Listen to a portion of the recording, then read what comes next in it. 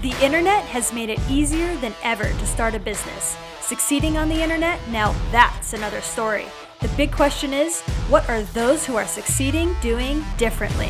This podcast has the answers.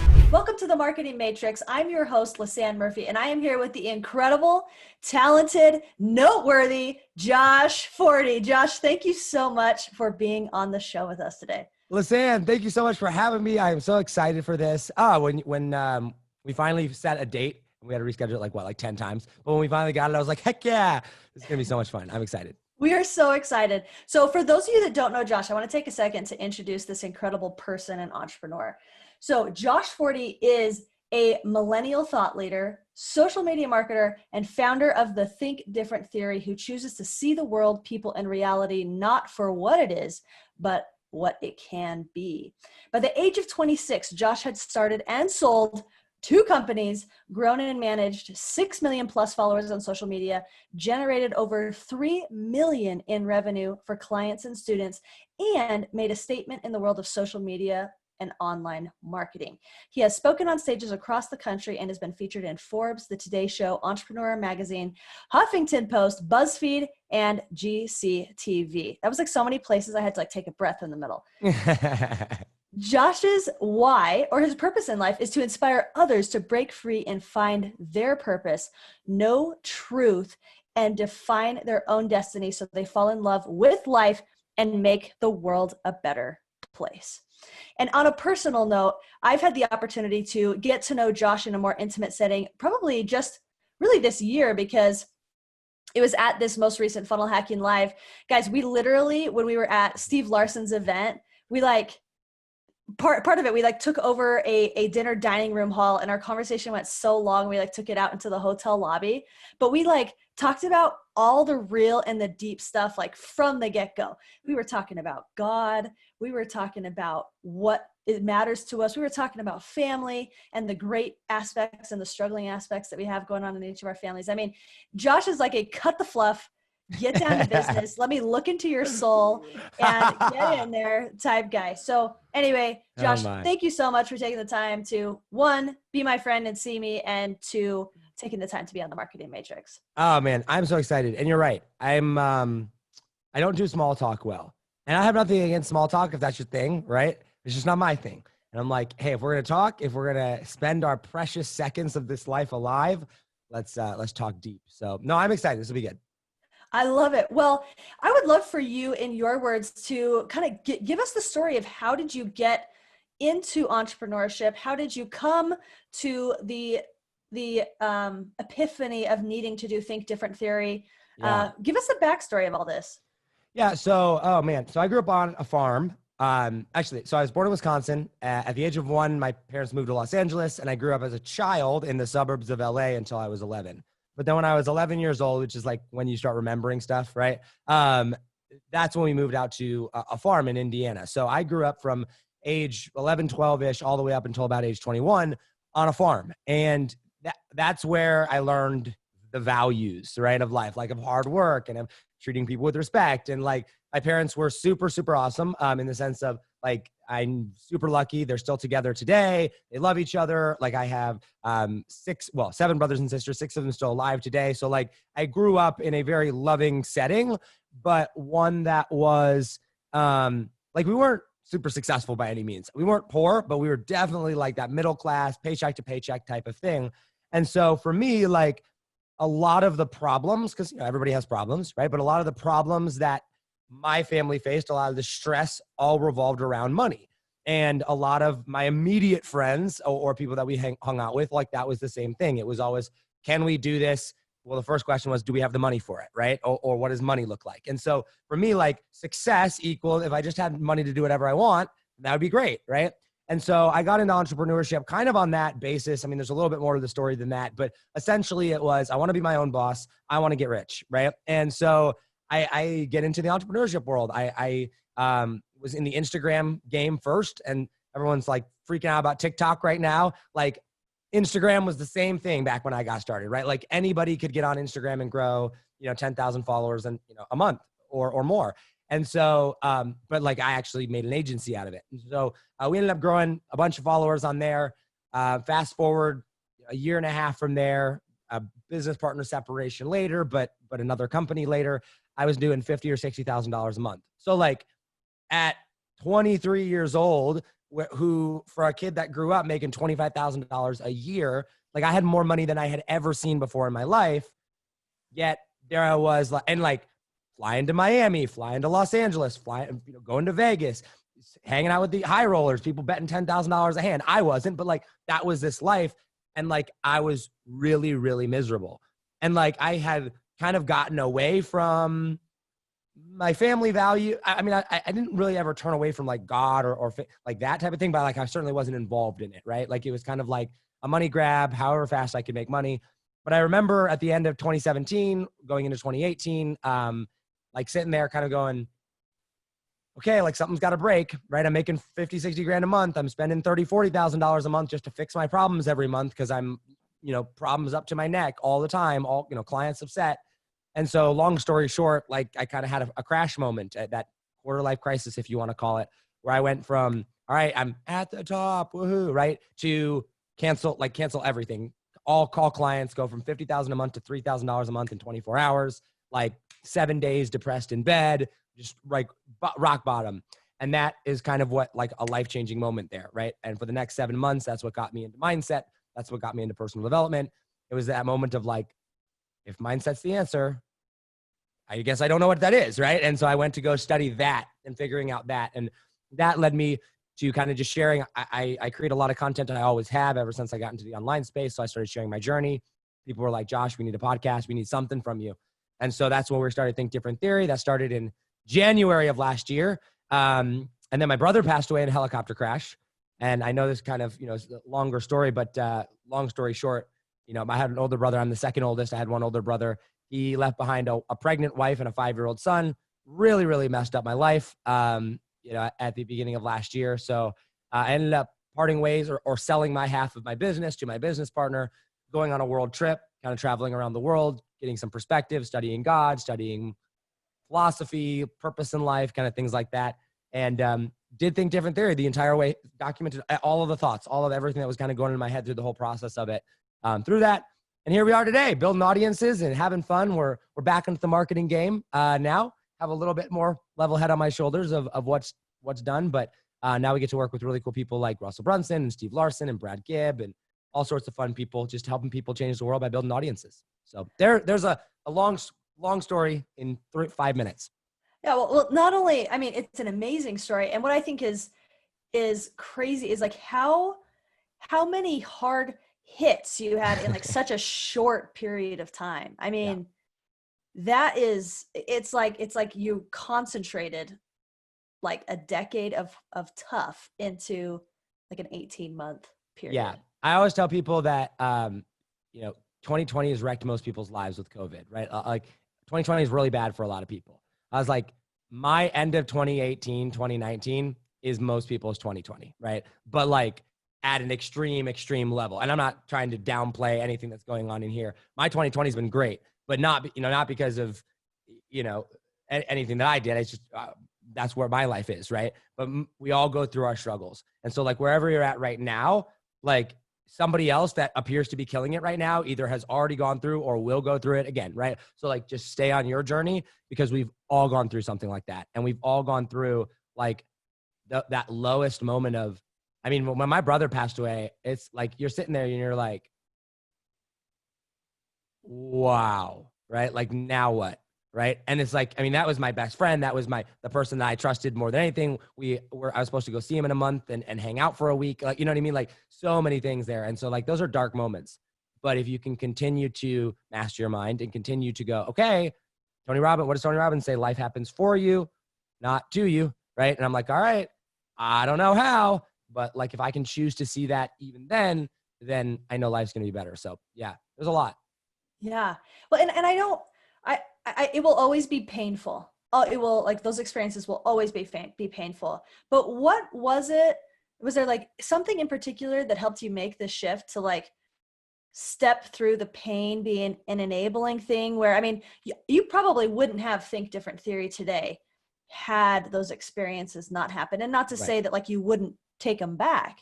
if you could, I mean, you totally would. If you could have your brother back, I know you would choose your brother over that. But like, how did you make that shift to using it as this platform for truth seeking, asking the raw questions? Like, how did that happen?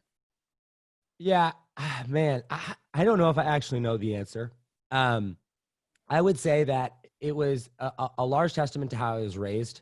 I believe very strongly that you have a choice in everything, right?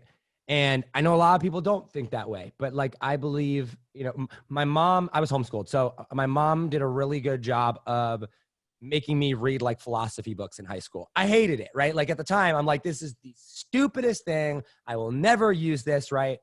But that understanding of a perspective of the world, I remember reading a book called Understanding the Times, right? And it's like the Christian philosophy versus the Muslim philosophy versus all these different cultural philosophies of basically how the world is shaped. And so when Kyle died, and like when you're in that moment, you go, this is messed up, right? But because I inherently believe that I have a choice, I don't know what that choice even entails, right? I don't even know what that necessarily looks like, but I know that I get to choose how I respond to this.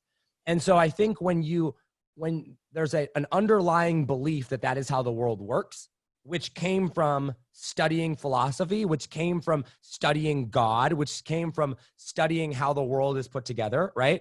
I go, okay, I do have a choice, all right? And I can either make this situation worse or I can make this situation better for myself and for the others around me. So what do I need to do to make the situation better? I didn't know what that was, right? But I knew that I knew that there was a right response and a wrong response when it came to more pain or less pain, learning or not learning. And so, I'm a Christian. I believe in the Bible pretty heavily. I believe in religion pretty heavily. I think most religion is crap, or most religious people, I should say, are crap. But like whether it's Catholicism or Mormonism or Christianity or like whatever it is that you're into or speaking to, I believe God can speak to you there, right? And so when you seek that and when you go to that, call it comfort, call it whatever, I believe that life can be better when you apply what God or the higher power or whatever you want to call it. When you listen to that voice, I believe that thing, that spiritual being empowers you to go out there and make the world better. And so my perspective through it was, okay, my brother's message was bringing people together. I mean, the dude had over 1,000 people RSVP for his funeral in the middle of a blizzard. I mean, like both sides of the aisle. He was in politics, right? So right people, left people, black people, white people, gay people, straight, like everybody, all different types of people were there. And I'm like, okay, he left that behind. How do I carry that on? Right? Like that's something I can do, right? Like, and I identified, okay, like that's a choice I can make to go through and make this better. And by focusing on those things, like I think people want to figure out the whole path before taking the first step. And it's like, I sometimes you just got to take that first step and you're like, okay, that seems right. Like that's where we're going to go. And so I think that's probably what it was for me was figuring out, okay, I know I have a choice. I fundamentally believe that. So what choice is it that I need to make that makes this situation best? That's amazing. And one thing that it really stuck out to me as you're sharing this, and I appreciate your willingness. I mean, I know I can go deep with you because that's just the kind of guy that you are. But I loved how you distilled it down to your beliefs. I truly believe that your beliefs determine your actions and that we can choose our beliefs. Yes. And so if you want to change your actions, you have to change your beliefs. And I love how you just like, you really captured that right there. Yeah. Yeah. I believe that wholeheartedly. I mean, and you know, Katie Richardson, I'm obviously a huge fan of Katie. She's my coach. And one of the things that she really drives home a lot is she's like, Josh, how you show up determines the outcome, right? It's like how you show up to a situation will largely predetermine the outcome of that. And if you show up and say, this sucks, this is terrible, and there's nothing I can do, then guess what? It's probably going to suck, be terrible, and not give you much choice. But if you show up and go, okay, this sucks, but I'm going to choose to see the bright side. I'm going to show up in power. I'm going to show up serving. I'm going to show up selfless. I'm going to show up with an open mind to say, what can I learn from this and how can I apply? Like that's everything. And I think that's true in all areas of life. I know this is a marketing podcast, like in marketing as well, right? Like I believe that there's, marketing tactics. I believe there's marketing strategies, right? But I do believe that if you're a genuine human being and you genuinely do want to serve, that in and of itself isn't enough, right? Like you do actually have to show up. You do have to have a good product. You do have to know what you're doing, right? But like the intentions behind how you show up and create those things, I really do believe matter. And I've seen that over and over and over again. I was on the phone with somebody yesterday. We did a sales call. And I was like, why are we on the sales call? And she's like, because you're the only person I see in marketing that I believe actually cares. Like that was her response, right? And I'm like, I don't market that. I don't run a Facebook ad that's like, I care about you more than the next person does. But how I show up, right? How you show up, I really do believe does that. So everything I believe comes down to belief and actions. I love it. I love it. Oh, this is so good. This is so good. Okay. So I want to shift focuses for just a minute and let's talk about Think Different Theory and what you're doing right now. So Yeah. I've had the opportunity to work with Josh over the last little bit over a month with his Facebook ads, and you just had a huge launch. Yeah. I would love for you to talk a little bit about what you're doing in your business and why you're doing it. Yeah. Oh man, this is so good. So I have a big vision, right? Think Different Theory is based out of the idea and the premise that if you ask better questions in life, you get better answers. And then if you have better answers, you have better information, then you can basically go out and learn to be successful in all areas of life, right? In all areas being health, wealth, relationships, spirituality, like all areas of life, right? And so I'm like, okay, cool. What's my dream job, right? And kind of my dream thing is like, I look at Joe Rogan, I look at Christian apologists, and I'm like, if I could merge the two, where I could be in front of a microphone my whole life, right? And talk about like Christianity and religion and mindset and business, like that would just be the dream, right? But I'm like, all right, in order to build that, I have to build it, right? I have to have a real business. And I fundamentally believe that if you talk about a problem and you do not propose a solution, you're simply complaining, right? If you don't propose solutions, if you don't have a way to change it, then you're literally just complaining. And so I'm like, all right, the purpose of Think Different Theory right now, and what we're doing with Think Different Theory right now, is we're building products and building trainings and providing education that teaches people the how-to, the actual applicable, the actual way to go out and change your life, right? After that's built, then we can go out there and start filling it up with people that need to change their life. But I actually have to propose like good ideas first. And so what we're doing right now is we're creating the frameworks and creating the products around being able to, if I were to reverse engineer my goal in life, and you kind of read it there, is to empower people to create their own reality so they can go out and become the best version of themselves, and so they can go out and change the world for the better, right? And so I'm like, okay, what do you got to do to create your own reality? Like, what does that even look like, right? And I believe that there's 4 types of freedom. I teach 3 of them. There's financial freedom, there's time freedom, there's mental freedom, and then there's spiritual freedom. I'm not to the spiritual freedom part quite yet, right? I talk about it, I don't teach it, right? Or I don't sell it, right? But I believe that if in order to create your own reality, you've got to have those 3 levels of freedom. You've got to have time freedom, financial freedom, and mental freedom. And I believe that the very best way to do that is by having an audience. If you have an audience, if you fundamentally understand what goes into building an audience and having a message and having loyal followers and being strong on your beliefs and having frameworks that give people a result. Like when you understand those things, that allows you to have freedom in those areas. I believe that is the best vehicle or the best way to go about achieving that freedom. I'm not saying it's the only way. I say I believe it's the best way, right? And so what Think Different Theory is about right now, and the launch that we just did, is empowering people on how to build audiences. Why? So that they can go out and, the underlying why behind it, create their own reality, become the best version of themselves, change the world for the better, or how they see fit, right?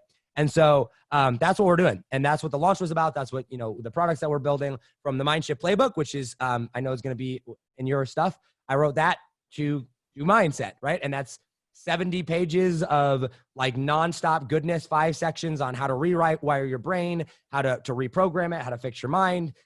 We partner with Brad Gibb, who I know on the finance side of things. That man fundamentally changed my life when it came to finances. And then, the time side of things is when you have an audience, when you have your dream customer, and when you're working with people that actually want to pay you money, like don't just tolerate paying you money, but are actually like, no, here you go. Like, no problem. Here it is. Like that brings so much time and financial freedom on that front, and allows you to really be empowered to make good decisions as well. So we teach wildly profitable audiences. Once we get that down and systemized and, grow that up, then we're going to shift into creating more viral content of like helping people think, helping people free their mind and stuff like that.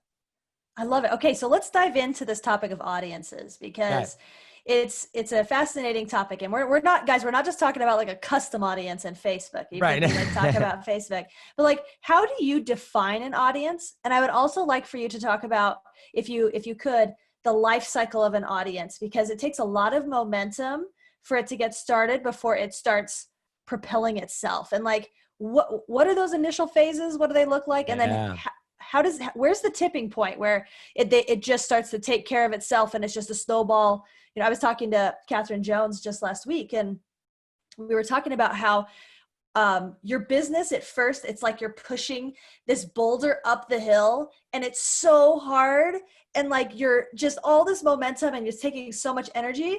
But then there's this point where it goes over the crest, and then you're chasing your business down the hill.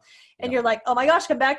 Like it's kind of going out of control. So like, what are audiences, going back to that? What are audiences, and what's the life cycle of them to get to a point where it takes over and just creates incredible momentum for you? Yeah, I love that. One of the things that I throw rocks at, right, if you will, is I don't teach people how to get followers. I don't teach people how to get members to their group. Like, yes, we do those things, right? Like, yes, I've grown and managed 6 million followers on social media. But there was a time in my life where I was managing almost 3 million followers on Instagram. And I was making, combined with my business partner, like $100,000 to $150,000 in sales a year. And then we split, and I went to a Facebook group of 5,000 people, not even 5,000 people. It was a few thousand people in it that actually knew me, that actually like bought into my messaging. And I had no idea. And I was like, well, I need money. So let me make him an offer. And I made him an offer, and I made $42,000 in 9 days. And I was like, wait a second, like less than 5,000 people, 3 million people. And I made half as much money in 9 days as I did in an entire year almost with it. Like, what was the difference? And like, that's when I started to understand audiences.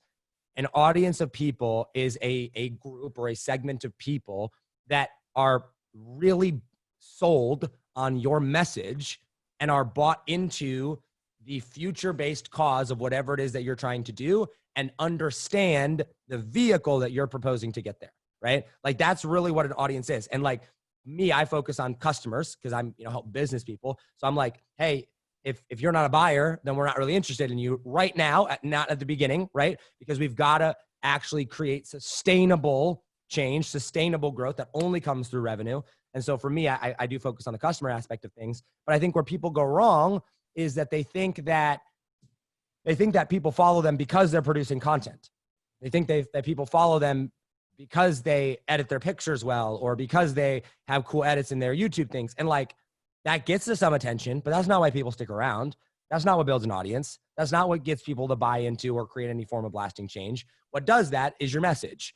And what does that is your ability to communicate your message to your audience in a way that they understand, and then give them a real tangible step, a real tangible framework that they can understand that says, okay, if I follow this path, I can get to that result, that end goal of wherever it is that I'm after. And so whether it's, I work with Brad Gibb, right? His is financial freedom in 10 years or less. That's a great slogan. It's a great saying. It wouldn't mean anything unless there was a tactical game plan attached to it. There is the 4 pillars, right? So if you follow that, now all of a sudden that becomes attainable. Now I have an audience, because now there's a message. Okay, we're after freedom. We're after a target of freedom in X number of time. Now, how do I get there? And then that tipping point, kind of going to that second thing, happens when, and I got to back up. Have you ever read the book Tribes by Seth Godin? Such a good book. Oh my gosh, it's so good. Okay, he talks about in that book, he's like, okay, in order for a tribe to happen, the leader needs to be able to talk to the community needs to be able to talk to each other, and the community needs to be able to talk back to the leader. The point on which your audience starts to go on autopilot is when you come in and you give them the message, you help them buy into the vision, right? Russell Brunson's expert secrets framework, right? Pick your enemies, throw rocks, all that shit. But essentially it's your message and future-based cause, and then your framework to get them there. When it becomes the tipping point and becomes the audience is when there is a collective group of people that are bought in it together, and they feel a connection to each other. When you can create that connection to each other, that identity of like, no, we are funnel hackers. We are New England Patriots. We are like, name your organization that you find identity in. When there's that identity created there, and somebody else can look across the figurative room, right, or online and go, I know that person, they're like me, and that association comes through your message and that identity there, that is when your audience hits that tipping point and it's lights out from there, because now you're not the one that's pushing that rock anymore. Now you're starting to push the rock, but now all these other people are still pushing the rock. And if you stop pushing the rock, guess what's going to happen? They're still going to keep pushing the rock because they believe in the vision. They believe in that message just as much as, well, never just as much as you do, but like they believe in it just like you do. And now all of a sudden you've got this community that's like, sell us more stuff, give us more information, tell us what is next, because they're looking to you as the leader to say, okay, like you're the one that put us on this path. Where do we go now? And that's that's what we teach people to do with audiences, is create that. So good. So good. Okay. So I have a couple more questions on this topic for you. First is, so there's the saying floating around in business marketing land that you need, and if you know who said it, then you can tell me. You probably do. But like you need 1,000 true fans. Yeah. Yeah. Do you believe in that? Is that something that you're like, yes, like that's a good. I believe that. I believe in the concept of what he's saying. Yeah. I do believe, like, I don't think your target necessarily has to be 1,000 true fans, but like, I think that the byproduct of good marketing when you grow a movement results in that. And if you did make that your target, that would be like, you would have success. But I do believe about that metric. Like when you have 1,000 people, and Russell Brunson said it in .com Secrets. I don't remember the guy who initially said it. But like when you have 1,000 diehard fans, like that will buy absolutely everything that you sell, put out, show up to, whatever, that is kind of like that freedom tipping point where you're like, okay, like it's very hard to go back from that, right? Like now you're well on your way of that. So yes, in concept, I do believe that. I don't believe that necessarily has to be the focus, but I do believe that any successful audience does already have 1,000 true fans. Yeah. Okay, cool. So believing more necessarily in the concept than like the number 1,000. Right. Mm-hmm. I think that that's a byproduct, but in principle, yes, I agree 100% with it. Okay, cool. So, and from working with you, there was something that you said that really caught my attention is you talked about how you need to be simple in your strategy and delivery of your message and like pick like one platform and base everything off of that thing. Can you speak into that and like what you meant? Because as I was working in like on your ad copy and I were talking about that was something you kept harping on, is to like simplify this process. Yeah. So like, I think, the idea of omnipresence, the idea of, 100 pieces of content a day on every platform, like Gary Vaynerchuk talks about, is like fun and great in concept, right? Like, and if you are worth $100 million and have a full production team, that may be achievable, right? But do you know how hard it is to understand every single different platform and produce that amount of content? Like, that's a really difficult thing. And so, I mean, I get asked literally every week, right? Every time I'm on, doing any form of Q&A, Josh, what platform should I start? Should I start a podcast or should I do a Facebook group? Like, like what should I do, or an Instagram or YouTube? Like, what's the best one? And like, I think going back to the purpose of Think Different theory, I think if you ask the wrong questions, you're going to get the wrong answers. You're going to get the wrong information, right? Like, the question is not which platform should I start? The question is which platform is going to accomplish my goal, right? And so that's why, and I taught in the 5-day workshop, going back to the book Tribes, I'm like, what actually allows us to have an audience? So going back to exactly what I said earlier, the leader has to be able to talk to community has to be able to talk to each other, and the community has to be able to talk back to the leader. So like in your messaging, I'm like, start at square one. What thing allows that to happen? Like if you're going to have an audience, if you're going to have like a movement to people, what platform allows for those three things to take place and for you to deliver your message in the simplest format? The only standalone platform by itself that allows you to do that is a Facebook group. Now, is that the only way you can create that? Well, no. Like you could have a podcast and then you could have like another channel tied to that where it allows feedback, maybe a podcast plus a Pinterest board or I don't know, right? Like you can create different combinations of that goal, but in reality, you just need to figure out, how do I accomplish that, right? And so people overcomplicate audiences. They overcomplicate marketing. And it's like, should I use Facebook ads, or should I do organic, or should I do JVs, or should I do whatever? It's like, well, none of those things really matter, right? The question is, what is it that you're trying to accomplish? Like, what is it that you actually need to do? Look at that and simplify everything down around that. So when it comes to like messaging, people are like, well, what's my message? I'm like, well, okay, do you know what makes up a message? They're like, well, I don't know. Like Russell Brunson has a message of like, blah, blah. I'm like, okay, so what actually makes up a message? Okay, in order for a message to work, you have to have a who, you have to have a current place that they're in, you have to have a future desire, and then you have to have a way of getting them there, right? Like that's a message. So if you're trying to figure out what your message is, figure out the elements of that message and answer those questions. If you can answer those questions, now you have a message. Okay, great. Now there's your message, right? Now, when it comes to building an audience around that message, it's like, okay, what do I need to make an audience successful? Not what platform do I need, but what do I actually need to accomplish?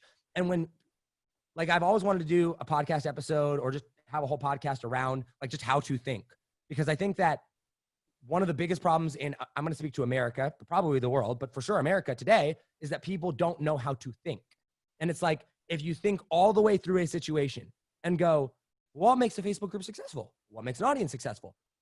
You've got to actually think all the way through and go, what is it that I'm trying to accomplish first? And if you start there and work backwards, then you're going to have a much easier time with it. But people want to get so caught up in the semantics of everything of like, they're doing 75 things here. And I'm like, yeah, and I do 3. And I achieve the exact same result because I focus on the 3 that actually matter. That's what I mean by simplify it down. Does that make sense? I love it.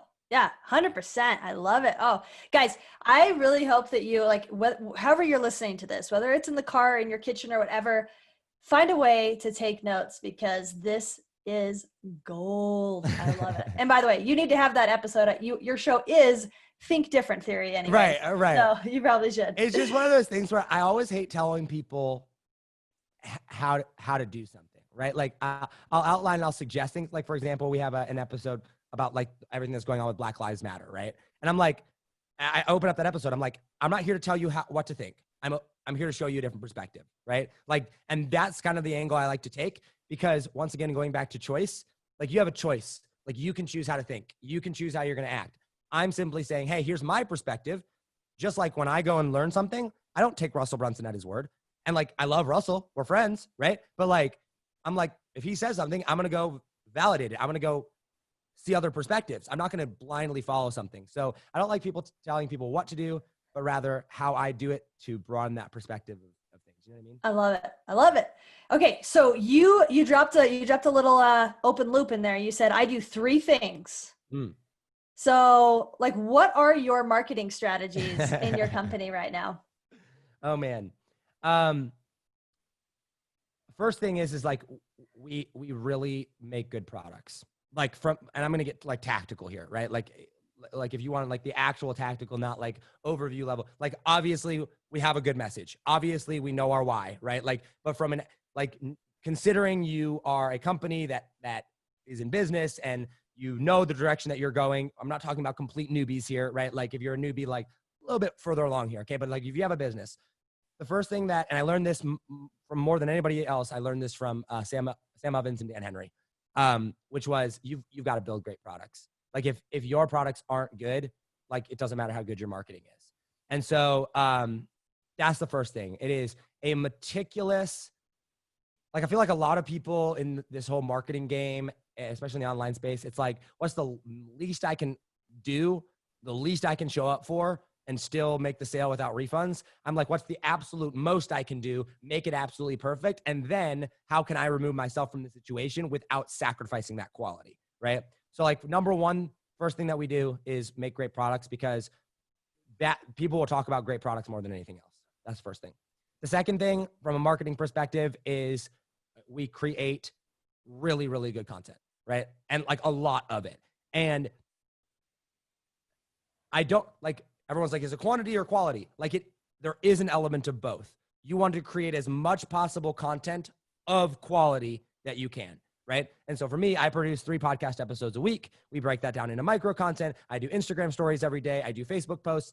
And so like we produce a lot of content, but it's maxed out based on the systems we have right now optimizing for quality. I'm not going to sacrifice quality for quantity, but I am going to do as much as that. So the second thing from a marketing, from a tactical perspective, is we create a lot of content and we make sure that that gets distributed. That there, the consistency and the compound effect of creating content is probably the biggest thing from if I was a complete newbie, like that's the thing that changed my life the most, right? Like if you were to come to me and be like, Josh, how do I change my life? I have absolutely no money, right? Like I have absolutely nothing.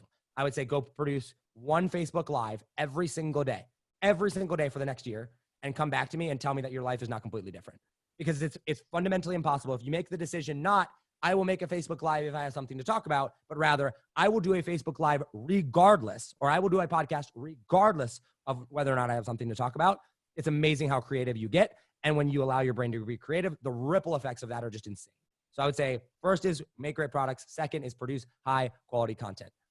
And third is get a freaking coach. I mean, like, I know that's not like a tactical thing, but like when you get a coach, you learn how to teach better. And I believe that probably one of the biggest reasons that I am is where I'm at today in my life is because of my ability to teach and communicate to my audience, communicate to my customer, my message and what I do. That came by getting coached and watching how other people coached.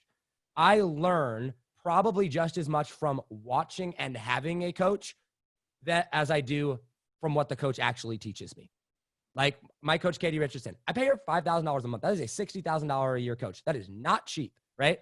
But I learn not only so much from what she teaches, but how she shows up, how she teaches, how she lives her life, how she, runs her business. And I get to see behind the scenes of that. When I hired Dan Henry, when I hired Sam Ovens, I am paying to learn how to communicate. I am paying to see what it is that they do. When you focus on how you communicate and how you're able to communicate to your customers, and you focus on that, and you have a great product, and you are creating a lot of content, which is basically the implementation of communication, right? Your whole life changes, your entire business changes, because by default, like you should go back and see my first videos that I ever did on YouTube. Like I have them. They got 4 views. Like I have screenshots of them. And it's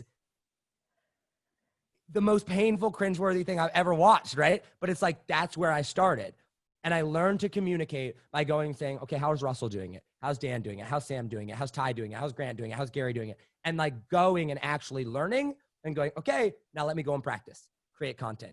Okay, now that I'm producing content, I need a call to action. I need to monetize. What do I need? I need a great product. And like those 3 circular things have fundamentally changed my business and my life. Oh, I love it. So good. So good. Okay. So one last marketing type question, and then we're going to have to wrap this up and probably have you on the show again, because we are just started. Okay. So the last piece is, I would love for you to talk about your thoughts in organic versus paid advertising in building audiences, because for 2 reasons. One, I have helped both types of entrepreneurs, some that are doing a little bit of mixture of both, some that are primarily organic like yourself, some that are strictly paid, and it all has each way has its pros and cons. But I would love your perspective on paid and organic and how they should play together. Yeah, for sure. Man, there's an experiment I watched one time, and you may have seen this. There was a guy, he was like, I'm going to put out a fire with gasoline. And you're like, how's that even possible? Like gasoline's super flammable, right? And so he goes, he lights this match, he puts it on the ground, and like the match is going. And then he takes this, I don't know, it's like a gallon of gasoline or whatever, and he goes, and he like just throws it on it, and the match goes out. It doesn't light up because it was literally just engulfed. It ripped all the oxygen away from it, and out the flame goes. So rather than lighting it up, it just literally suffocated it and killed it. I feel like that's what most people are trying to do with their marketing, right? Like your flame needs to be big enough by organic. Organic in and of itself, with the exception of if you're Prince EA or, like something like that. Like unless you're an actual viral genius, which even then I would argue there's a lot of pay that goes into that, just not in an ad side of things. Your organic, you have to start with organic. Paid traffic is gasoline. That's what it is, right? If your organic strategy is, I have a match and it is lit, if you go and dump a bunch of ad spend on it, it's probably not going to do too much, right? And even if you do get it off the ground, it's going to be real messy, right? Take the time in your organic marketing to figure out your market, to figure out your offer, to figure out your message. And then as soon as you prove it, you go from match to campfire. Now put gasoline on it and make it a bonfire. And now burn the whole forest down, right? Like that's the process. And I think that like you're never, ever, ever going to be able to scale your business to millions and millions of dollars without paid advertising. It just won't happen, right? But you can have a massive budget. I remember we were working one time with, man, I used to do big time Instagram campaigns, right? And this company came to us one time. They're like, we have a $60,000 budget. And I'm like, heck yeah. And they're like, here, it's yours. Go spend it. And I'm like, sweet. Like, what's the offer? And so I don't know, it was like a physical product or whatever that they were selling. And I was like, sweet, what are like normal conversions? And they're like, oh, this is the first time we've ever sold it. And I'm like, oh, no. Like, this is not good. Like, we do not want to run this, this campaign. And they're like, no, like, we know it's awesome, blah, blah, blah, blah. Like, just run it. And I'm like, so you're not gonna be mad at me if we don't get any results? Cause like, how? Like, why would we do this? And they're like, it's fine. It's just 60 grand. I'm like, well, when you're super rich, I guess just 60 grand. And so we did it. And like, it didn't go well, right? Like we spent way, way, way more money on ads than we made, right? Why? Because we just drowned out. Like we had no base to go off of. We didn't know what the message was. We didn't know who the audience was. We didn't know, like we were just guessing. And so my advice to you is you do not need to run paid advertising to make your first dollar online. You can get that organically. What you sell, how you sell it's going to be slightly different, right? And I would say it's way easier to sell high ticket organically than it is to sell high ticket paid, right? But like you have to have both if you want to scale. Start with organic, start a Facebook group, start a podcast, do whatever it is, prove in concept that it actually works, know your market, know your customer, know their pain points. Now go, once you have a proven funnel, once you have a proven organic strategy, and say, okay, now how do we dump paid advertising on top of that? And then adjust, don't cancel, adjust your organic strategy to match what it is that you're going to do with paid. And the perfect example of this is in our content with Think Different Theory. Before I started writing paid advertising dollars behind it, I had to make our headlines and our episode titles and everything like the most clickbaity, super, like to try to get, like people to actually click on it and get downloads. But once I could start putting a little bit of advertising behind it, I could put $20 in ads behind it. Now I could make that content a lot more like speaking to my ideal audience even more, and just put $20 or $50 in ads behind that episode and get just as much, if not more downloads, and have a higher quality person right there. Because now I have both, and I have a campfire to dump ads on, not a spark to jump ads on. So I would say that's my advice for people that are like, which one should I do? It's like, first you do organic and then you add paid to it, and then never turn off the paid once you have a paid strategy that's working. I love that so much. And guys, I just want to reiterate, Josh, with this, just in some general numbers. So with Josh and with a few other clients, just in the last month, I've had the opportunity who have built up their entire business over the last year or so with organic. And when they add paid to it, we'll spend something like $2,000 to $4,000 in ad spend in a pretty short period of time, because we're marketing a specific event. And these influencer guys are pulling in anywhere from 40 to 100 grand off of course, there's tons of organic, but I mean, that is really how you need to leverage paid advertising. Whereas I have a selected number of other clients where they view paid advertising as a key to get out of content creation and save their time, and they'll spend $4,000 and I mean, if it's an unproven funnel, it's even worse, like they'll just, like your experience with that 60,000, like they'll lose it, or they're like barely breaking even. And they're like, this is just not worth it. Like people don't realize like how ads work often and how they work the best, and that they take work. It's not just a set it and forget it type experience. Like they take work to dial in. And if you do the organic stuff first, it's so much more beneficial. Well, the other thing about ads is like, when you say like people don't get how they work, guys, like all an ad is a placement of your content. Like that's it, right? So like if your organic content isn't working and then you just try to place it in a different location, it's probably not going to work anyway, because it didn't work before, right? So it's like, figure out what works and then go, cool, who are more people like this already that I already have in front of me that I can place this content in front of, because I already know that it works here. But if it doesn't work in front of your current audience, why would it work in front of any other audience, right? And it's like that combination. And like you said, so like we just did a 6-figure launch. That's what ended up being. And like, we're not even done with backend sales. Like it might cross 200 grand, right? And in a matter of 7 days, right? We promoted from like start to finish, from the time we turned on our first ad and made our first email to the time we closed cart was 21 days or 22 days, something like that, right? So like a relatively short period of time.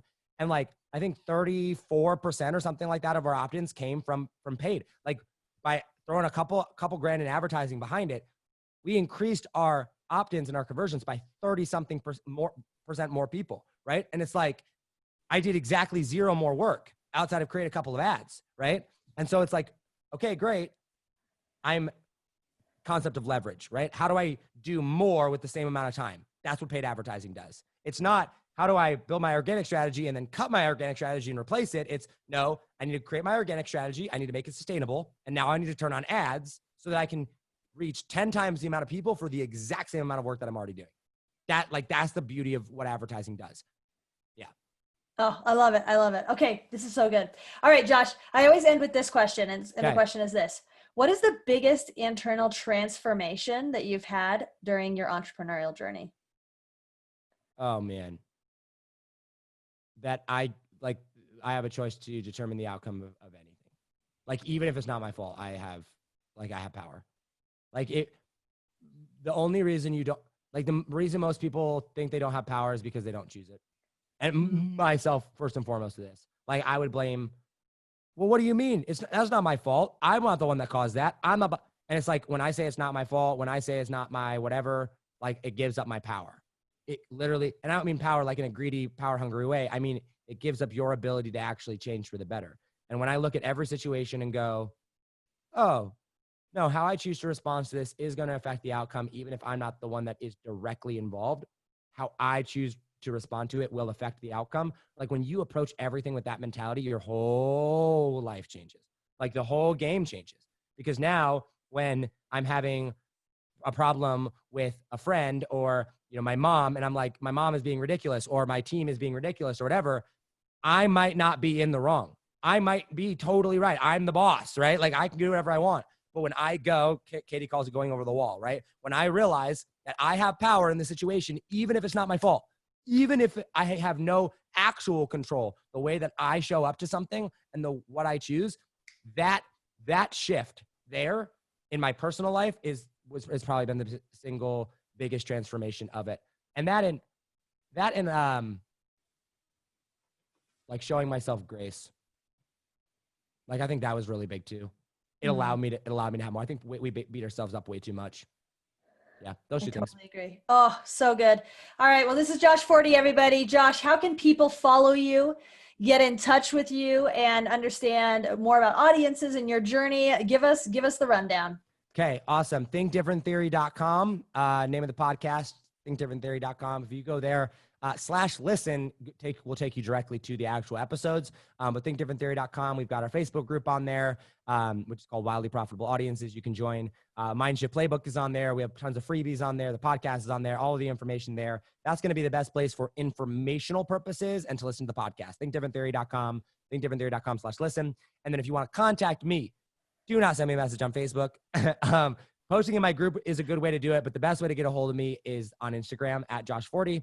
I go through at least once a week, usually multiple times a week, and go through all my messages that are like requested. I reply to everybody on there. I reply to all my comments on my pictures and images and stuff. So @JoshForti on Instagram is going to be the best way to actually get in touch with me. I love it. All right, guys. Again, this is Mr. Josh Forti with the incredible Think Different Theory. Josh, thank you so much for bringing your heart, bringing the real deal, and coming and just dropping loads of value.